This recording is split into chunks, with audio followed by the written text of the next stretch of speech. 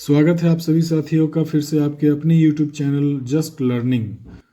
आज हम लोग डिस्कस करेंगे 30 क्वेश्चन इंग्लिश का जो बिहार इंटरमीडिएट एग्ज़ाम 2025 का सैम्पल पेपर है, उसे आज हम लोग डिस्कस करेंगे। तो चलिए बिना देरी किए शुरू करते हैं आज का वीडियो। बात हो रही है पास्ट टेंस की, क्योंकि हैपन जो होता है वो प्रेजेंट होता है, हैपन्स ये भी प्रेजेंट, हैपनिंग प्रेजेंट कंटिन्यूअस, और हैपेंड जो होता है वो पास्ट टेंस होता है। तो देखते हैं ऑप्शन क्या क्या है। इन द मंथ, पहला ऑप्शन दिया है इन द मंथ मार्च, ये सुटेबल ऑप्शन नहीं है। इन मंथ मार्च नहीं है, यानी इसका आंसर होना चाहिए कि ये मार्च के महीने में हुआ था, या ऐसा मार्च के महीने में हुआ था। मार्च के महीने में, तो के लिए आप जानते हैं प्रिपरेशन ऑफ का यूज होता है। तो यहाँ पर ऑप्शन में, एक ऑप्शन में दिख रहा है option number C, in the month of March, of का यूज़ किया है, यानी ऐसा मार्च के महीने में हुआ था। बढ़ते हैं अगले क्वेश्चन की तरफ। और हाँ, कोई भी क्वेश्चन में डाउट रह गया हो तो आप प्लीज़ उसे कमेंट सेक्शन में जा कर के आप कमेंट करके ज़रूर पूछ सकते हैं, मैं ज़रूर उसका उत्तर दूंगा। अगला क्वेश्चन है चूज़ द करेक्ट स्पेलिंग। ये तो याद करने वाली बात है, इसमें समझने वाली कोई बात है नहीं। इसमें आप वर्ड जितना याद करेंगे उतना आपका इंग्लिश स्ट्रांग होगा। तो प्रपोजल, ये पहला ही जो वर्ड है ये करेक्ट स्पेल्ड है। तो करेक्ट स्पेलिंग PROPOSAL, प्रोपोजल। बाकी जो ऑप्शन है आपको पढ़ने से ही लग जाएगा कि ये सारे मिस स्पेल्ड है। अगला क्वेश्चन है वॉक स्लोली। ध्यान दीजिएगा, ये कमांड दिया जा रहा है, किसी को कहा जा रहा है कि मतलब धीमे से टहलना है, नहीं तो आप क्या हो जाएंगे, गिर सकते हैं। तो यहाँ पर ध्यान देंगे, लिस्ट का यूज होगा और लिस्ट के बाद शुड का यूज जरूर होगा। ऑप्शन दिया भी हुआ है आपका, walk slowly, least you should fall. इसका करेक्ट ऑप्शन यही होगा। बढ़ते हैं अगले क्वेश्चन की तरफ।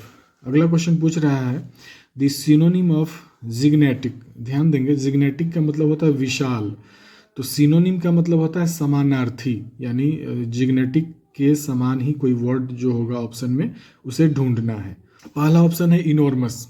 इनॉर्मस का मतलब होता है विशाल, तो यही आपका आंसर हो जाएगा। बाकी ऑप्शन भी देख लेते हैं। एवरेज का मतलब होता है औसत, ये विशाल से इसका कोई लेना देना नहीं है। स्मॉल का मतलब छोटा, उल्टा हो गया। टॉल का मतलब होता है लंबा, लंबा और विशाल में फ़र्क होता है। तो इनॉर्मस का भी मतलब विशाल होता है और जिग्नेटिक का भी मतलब विशाल होता है। और पूछ रहा था हमसे सिनोनिम, तो यही इसका करेक्ट आंसर हो जाएगा। अगला क्वेश्चन है the antonym of by. Question number 25 है। बाई का मतलब होता है खरीदना और इसका उल्टा पूछना है, यानी बेचना। तो पहला ऑप्शन ही दिख रहा है सेल, सेल मतलब बेचना। बढ़ते हैं अगले क्वेश्चन की तरफ। ये सारे वर्ड्स हैं, या आपके पास जितना वर्ड स्टॉक होगा उतना आपको सहूलियत होगा सिनोनिम एंटोनिम बनाने में। फिर पूछ रहा है सिनोनिम फॉर इम्ब्रेस्ड। इम्ब्रेस्ड का मतलब होता है बेइज्जती, शर्मिंदगी, यही सब इसका मतलब होता है। तो इसी से रिलेटेड हमको क्वेश्चन भी ढूंढना है। तो सिनोनिम यानी इसके समानार्थी खोजना है। प्लीज्ड का मतलब होता है खुश, तो उल्टा हो गया, लेकिन हमको समान खोजना है। तो असेम्ड, असेम्ड का मतलब होता है शर्मिंदगी, और इम्ब्रेस्ड का भी मतलब वही होता है। तो ये आपका करेक्ट आंसर हो गया। बढ़ते हैं अगले क्वेश्चन की तरफ। अगला क्वेश्चन है हमारा द एंटोनिम ऑफ क्विट। यहाँ पर ध्यान देंगे, उल्टा इसका पूछ रहा है। तो क्वाइट का मतलब होता है बिल्कुल शांत होना, स्थिर होना। क्वाइट का मतलब एकदम शांत स्थिर। तो इसका मतलब होगा कि आप बेचैन हो, या मतलब किसी चीज़ के लिए रोमांचित हो। पहला ऑप्शन दिया है स्ट्रॉन्ग। तो स्ट्रॉन्ग का मतलब होता है मजबूत। तो जरूरी नहीं है कि जो शांत है उसका उल्टा मजबूत हो जाए, नहीं। काम का मतलब ही शांति होता है, यानी बराबर ही हो गया। एक्साइटेड, एक्साइटेड का एक्साइटमेंट में आदमी शांत नहीं रह सकता है। तो यहाँ पर हमसे उल्टा ही पूछ रहा था, तो यही इसका राइट आंसर हो जाएगा। अगला क्वेश्चन है synonym for necessary.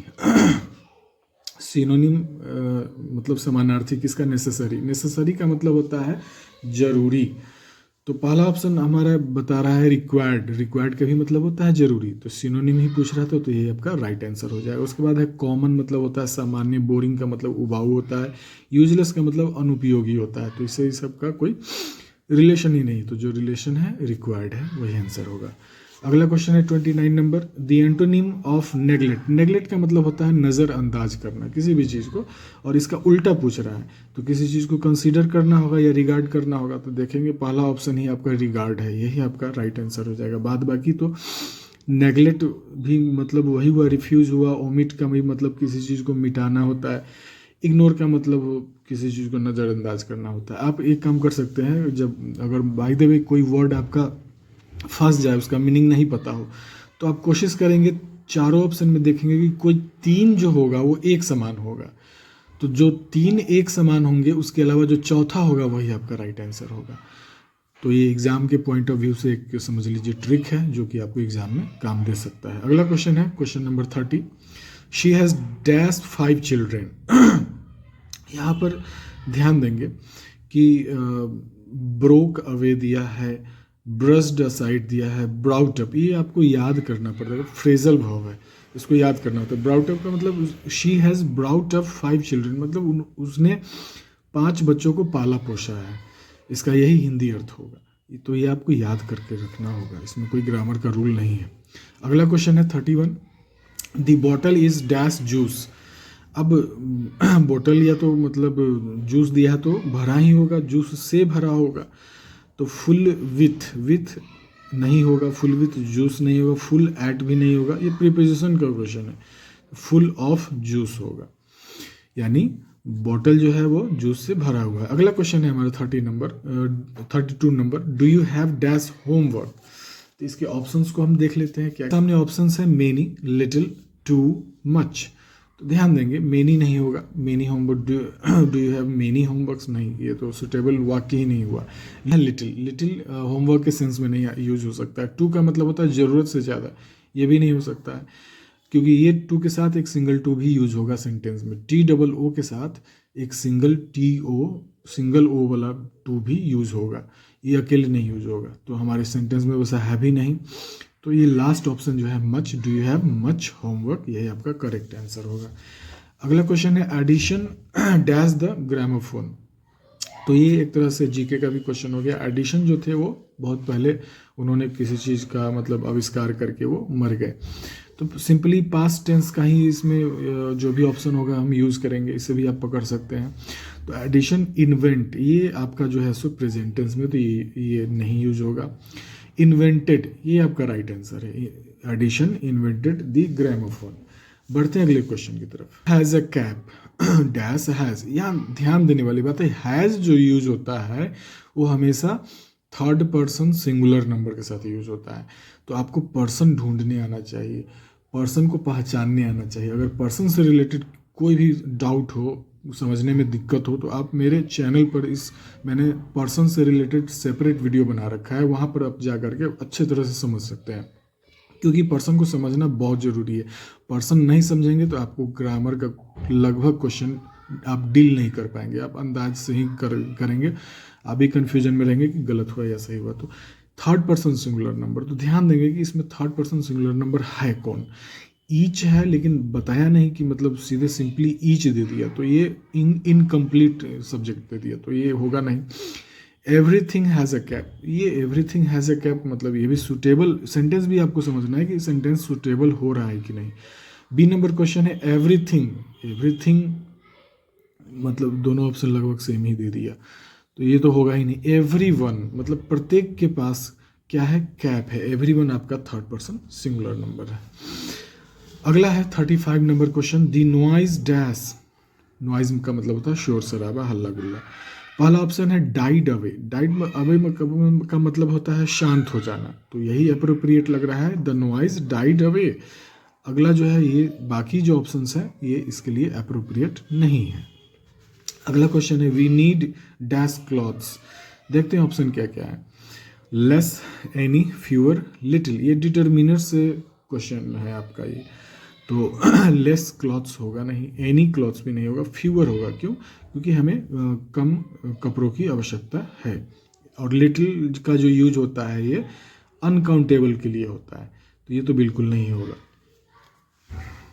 37 number question है it is something that distinguish us from the dash. तो ये थोड़ा सा ये ऐसा सेंटेंस आपको यूनिक सेंटेंस आपको मिलेंगे, तो ये आपको ध्यान रखना होगा कि इसका आंसर हम क्या भरेंगे, तो इसका ह्यूमन होगा। 38 नंबर क्वेश्चन है, the ants crawled dash up the tree. Crawled का मतलब होता है रेंगना, तो आपको पता है कि चींटी रेंगती है। तो देखते हैं ऑप्शन क्या क्या अप्रोप्रिएट सेट हो सकता है इसमें। फर्दर, फर्दर का मतलब होता है आगे, तो आगे का सेंस में हम यहाँ यूज कर सकते हैं? नहीं, बिल्कुल नहीं यूज कर सकते, क्योंकि फर्दर का मतलब होता है आगे, लेकिन किसी के चलने के संबंध में नहीं। जैसे कोई काम आगे आप करना चाहते हैं या कोई भी डिसीजन आगे आना होता है, तो उस सेंस में फर्दर का यूज करते हैं।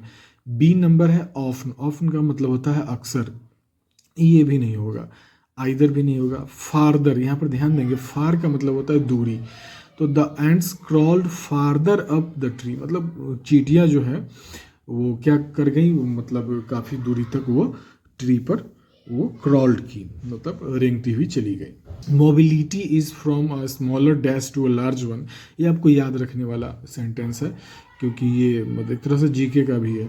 तो इसका जो मतलब फ्रॉम स्मॉलर घीटो होगा। घीटो का मतलब होता है यहूदी बस्ती, छोटे से यहूदी बस्ती से ये लार्ज की तरफ क्या करते हैं, मूव करते हैं। अगला क्वेश्चन है, there was dash water in the pot. तो सबसे पहले ध्यान में आपको ये आना चाहिए कि वाटर जो होता है वो अनकाउंटेबल नाउन होता है, तो अनकाउंटेबल के लिए जो डिटर्मिनर्स यूज होता है वो आपको पता होना चाहिए। तो ध्यान देंगे, कभी भी फ्यू जो होता है वो काउंटेबल नाउन के लिए यूज होता है। हमसे पूछ क्या रहा है, पानी के बारे में पूछ रहा है, तो पानी के लिए तो हम ये दोनों तो कोई यूज नहीं होगा, तो पहले ही ये दोनों हमारा क्या हो गया, एलिमिनेट हो गया। अगर आपका कॉन्सेप्ट अधूरा है डिटर्मिनर्स का, तो आप एलिमिनेशन विधि से भी आप इसको सही सही बना सकते हैं, लेकिन आपको कुछ ना कुछ पता होना चाहिए। तो फ्यू हमको पता है कि काउंटेबल के लिए यूज होता है। अब पूछ रहा है वाटर, तो ये तो दोनों में से कोई यूज नहीं होगा। अब देखते हैं ये दोनों को। अ लिटिल, लिटिल अनकाउंटेबल के लिए यूज होता है, तो अ लिटिल आपका राइट आंसर हो जाएगा। और कहेंगे कि फिर यहाँ भी लिटिल दिया है, तो सम लिटिल नहीं होता है। लिटिल सीधे ही या तो लिटिल होगा, अ लिटिल होगा, द लिटिल होगा, सम लिटिल यूज नहीं होगा। तो आपका यही राइट आंसर हो गया। बढ़ते हैं अगले क्वेश्चन की तरफ। पहुंच चुके हैं question number 41। He likes to be flattered by his assistants. तो एक तरह से ये पैसिव वॉइस का ही क्वेश्चन है, लेकिन पैसिव में आपका एक क्वेश्चन दे दिया और आपको चेंज करना है एक्टिव में। तो ध्यान रखेंगे इसमें क्या करना है। अब जनरली तो हम लोग एक्टिव पैसिव में ऑब्जेक्ट और सब्जेक्ट का एक्सचेंज करते हैं, लेकिन ऐसे वाक्यों में, टू बी वाले वाक्यों में हम क्या करेंगे, जो शुरू में सब्जेक्ट और वर्ब दिया रहेगा उसको पहले लिख लेंगे। तो ही लाइक्स है तो ही लाइक्स लिख दिए। उसके बाद जो हमारा बाय प्लस एजेंट होगा, तो बाय प्लस एजेंट को पहले उसके बाद लिख देंगे हिज असिस्टेंट्स। और टू जो इन्फिनेटिव दिया हुआ है वो तो हमको लिखना है, बस इसमें बी का यूज नहीं होगा। क्यों? क्योंकि यहाँ पर हम पैसिव में बी का यूज इसलिए करते हैं क्योंकि वर्ब का थर्ड फॉर्म में यूज करना होता है, लेकिन हमें एक्टिव में तो फर्स्ट फॉर्म यूज करना है, इसलिए टू फ्लैटर्ड हिम, यही आपका राइट आंसर हो जाएगा। बढ़ते हैं अगले क्वेश्चन की तरफ। अगला क्वेश्चन बहुत मज़ेदार है और ये है इनडायरेक्ट स्पीच का, जिसको नरेशन भी कहते हैं। ध्यान देंगे यहाँ पर, he said I will come again. ये सेड जो होता है वो रिपोर्टिंग वर्ब होता है, इसी को ध्यान में रखना होता है कि प्रेजेंट में है कि पास्ट में है कि फ्यूचर में। तो सेड जो है हमारा पास्ट में है, अगर से रहता या सेज रहता तो ये प्रेजेंट में होता है। दोनों का बहुत मतलब है, ये दोनों नहीं तीनों का बहुत मतलब है। रिपोर्टिंग वर्ब पास्ट टेंस में है, तो इसके इन्वर्टेड कॉमा के अंदर जो भी सेंटेंस होगा उसका टेंस बदल जाता है। लेकिन जब ये से रहेगा या सेज रहेगा तब आपका टेंस नहीं बदलता। अगर नरेशन से रिलेटेड कोई भी प्रॉब्लम हो तो आप मेरे चैनल के प्लेलिस्ट में जा कर के अच्छे से समझ सकते हैं, गारंटी देता हूं कि कोई डाउट नहीं रहेगा आपको उसके बाद। तो बढ़ते हैं इसके आंसर की तरफ। तो ही सेड का ही सेड ही रहेगा। आपको पता है कि इन्वर्टेड कॉमा जब हम हटाते हैं तो वहाँ पर दैट का यूज़ करते हैं, तो ही सेड दैट।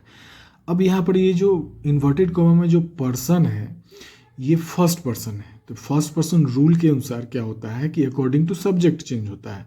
तो सब्जेक्ट क्या है इसमें, ही है, तो यहाँ पर आई के जगह पर ही का यूज हो जाएगा। तो यहाँ पर देख रहे हैं कि ही सेड दैट ही, यहाँ तक तो सही है।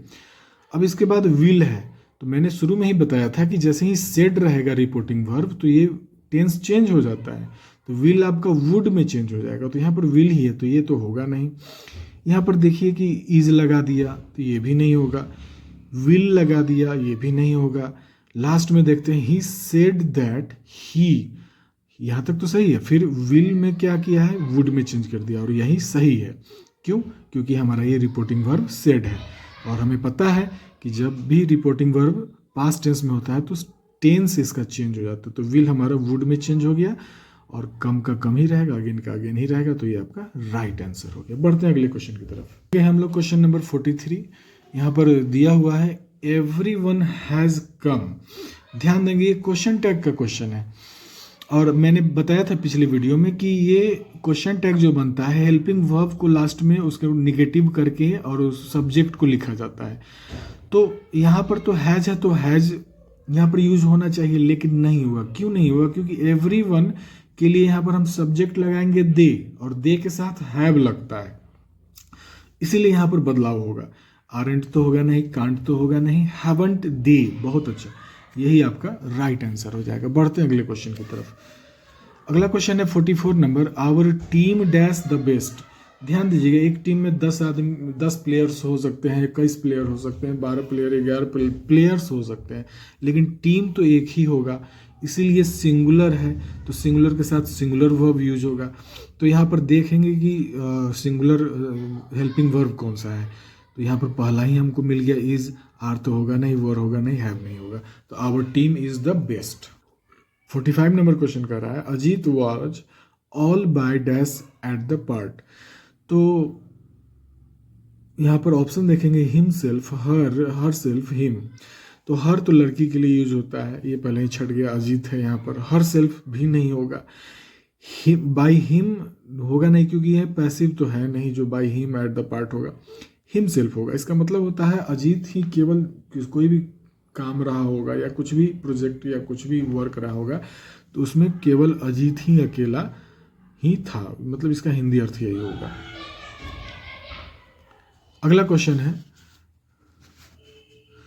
46 number, the synonym of restrict.